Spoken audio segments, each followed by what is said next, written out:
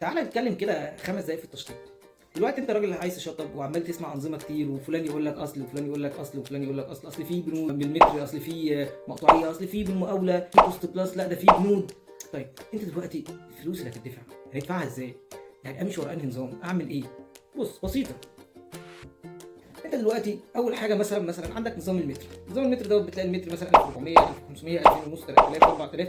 كل نظام من الأنظمة ديّة جواها خامات معينه. يعني ايه؟ يعني هو من الاخر هيقول لك مثلا شقتك متوسط 120 140 ايا يكن هي كام متر، هتضرب يعني سعر المتر في اللي هو السعر او المساحه بتاعت شقتك. حلو حلو. طيب انت بقى هتاخد ايه؟ يعني انت دفعت الفلوس دي هتاخد ايه؟ بمنتهى البساطه عندك هو الراجل مش هيخسر، محدش هيخسر. فبالتالي بيجي يقول لك ايه؟ والله انا عندي في السيراميك حضرتك فرز اول فتره او ما يعادله، وحاجات فرز اول وحاجات نضيفه وي وي وي. تمام متفقين. بس هم 3 4 بلاطات مثلا سعر المتر فيهم 80 90 100 جنيه. بس هم 3 4 بلاطات اللي بتختار ما بينهم، مش مالكش حريه الاختيار، ده في نظام المتر. نفس الكلام في الجبسون بورد. والله المتر ابو 1400 ليك كرانيش، المتر ابو 2000 لا ليك جبسون بورد بس مثلا بعدد مساحه معينه وهكذا. تمام. فبالتالي النتيجه من ده ايه؟ النتيجه من ده ان انت في الاخر ما بتاخدش حاجه.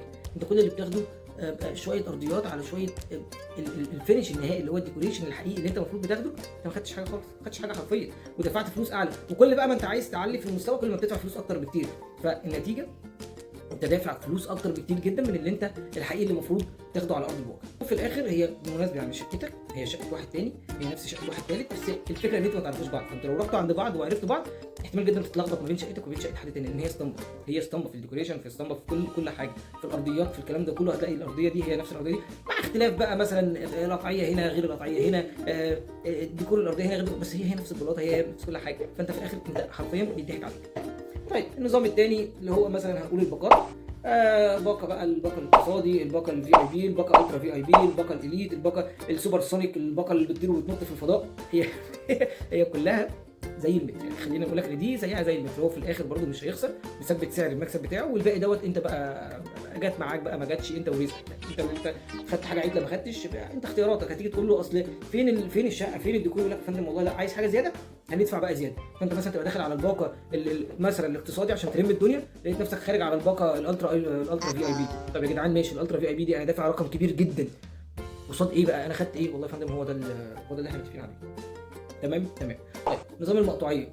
نظام المقطوعيه هو ميزته ايه؟ ميزته بيقول لك والله انت هتدفع رقم ثابت، بس انت بقى لا تعرف انت هتعمل ايه. شقتك دي هتشطب بكذا، انت بقى لا عارف انت هتتحط ايه ولا هيتحط ايه ولا هتعمل ايه ولا اي حاجه. هو انت ورزقك رحت لقيت الشقه عجبتك ما عجبتكش على الله التسهيل. حلو قوي كده، شكرا. انت مرضي مش مرضي دي بتاعتك كده.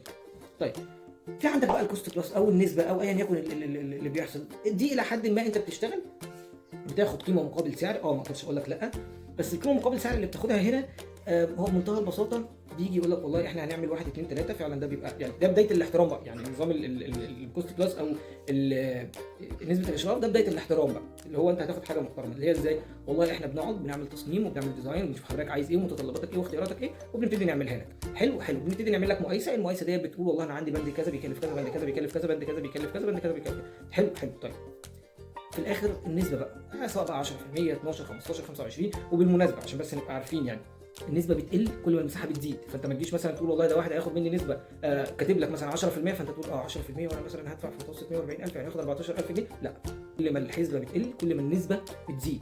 تمام كده. وكل ما المساحه بتقل كل ما الايه النسبه بتزيد. طيب ده ميزته ايه؟ ميزته ان انت بتاخد شغل فعلا انت عايزه. انت اللي بتختار السيراميك، انت اللي بتختار البورسلان، انت اللي بتختار شغل الديكوريشن بتاعك بناء على الديزاين اللي اتعمل. بدايه شغل حلو. طيب عيوبه ايه؟ والله اقدر اقول لك ان بمنتهى البساطه عيوبه انت مش هيتقال لك على اي بدايل لاي خامات. انت بمنتهى البساطه هيتقال لك على اعلى حاجه في اعلى كل حاجه.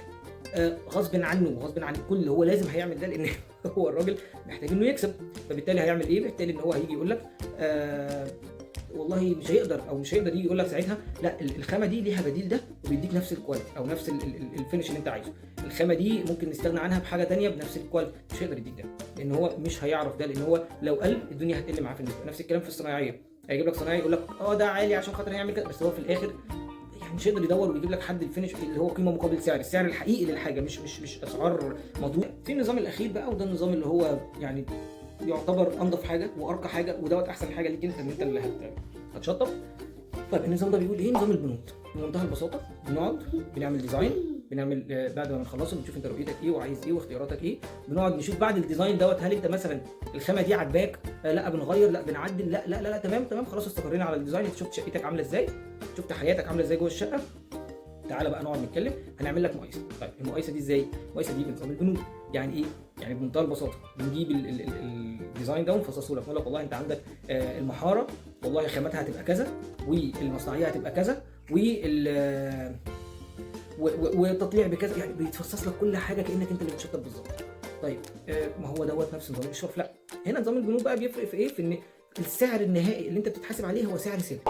يعني ايه؟ يعني بعد ما بنعرف انت عايز ايه بيقول لك والله انا كشركه بتاخد في التشطيب ده سعر اشراف اكس. طيب انت استفدت ايه ولا فرق ايه عن نسبه الاشراف؟ ما لا. هنا انت بيبقى فيه ثقه بينك وبين العميل. ليه؟ لان انت بمنتهى البساطه لما تيجي تقول له الخامه دي كويسه حتى لو ب 20000 جنيه، فهو متاكد ان هي كويسه لشقتك، مش عشان انت عايز تعلي النسبه. فاهم قصدي؟ فانت بالتالي انت فعلا واخد القيمه الصح. يعني نظام البنود سعر ثابت هو احسن حاجه من وجهه نظري، عادله ليك وللمهندس. يعني بمنتهى البساطه هو هيقدر يقول لك على بدايل لكل الخامات، هيبقى حماسه ان هو يقول لك، لان هو ده خلاص هو كده هياخد نفس الجنيه، فبالتالي هو بيقول لك على البدايل اللي فعلا انت مستفيد بيها، اللي انت هتحقق، اللي هي فعلا هتفيدك انت مش هتفيده هو، لان هو خلاص مش هياخد منها حاجه، فبالتالي انت المستفيد الوحيد في الموضوع ده كله. وهو كمان تيجي تفكر فيها هتفكر ان انت بمنتهى البساطه طيب ما انا خسران ايه؟ ما هو انا نفس اللي هدفعه هو هيدفعوني، كل اللي هيزيد عليا سعر الاشراف بس ده سعر ثابت. وبالتالي الراجل دلوقتي انا لو جبت خامه بمليون جبت خامه بجنيه في الاخر ليا، هو بيديني النصيحه بيقول لي دي حلوه لا دي وحشه، هندفع هنا شويه هنقلل هنا، فانت ما بقتش خايف من حاجه، انت فعلا شغال وانت مطمن ان ده همه عليك. طيب في نظام البنود برضو بيخليك ان انت مش هتلاقي شقتك زي شقه حد، لان هو في الاخر قاعد معاك انت، فهم انت عايز ايه، اداك الروح بتاعتك انت، فبقت روحك انت وحياتك انت وشخصيتك انت هي اللي جوه المكان ده، ما بقاش شقتك زي شقه حد تاني. بقيت بتدفع السعر وانت شايف فعلا ان السعر ده هو رايح في مكانه، رايح في الحقيقه بتاعته. بس كده ده كانت الاختلافات كده البسيطه ما بين كل الانظمه وبعضها بطريقه سريعه كده. واحده واحده بقى همسك لكم كل نظام واجيب لكم كل المشاكل اللي فيه حرفيا من اولها لاخرها، هجيب لكم حاجات كتيره جدا، هجيب لكم نظام من انظمه المتر ونظام الباقات والكلام ده كله، وهنحسبه مع بعض والله نشوف فعلا هل السعر دوت مقابل القيمه دي ولا لا. يعني هبقى سعيد جدا لو اي استفسار او اي حاجه عندكم سبتوها في الكومنتس. شكرا، سلام.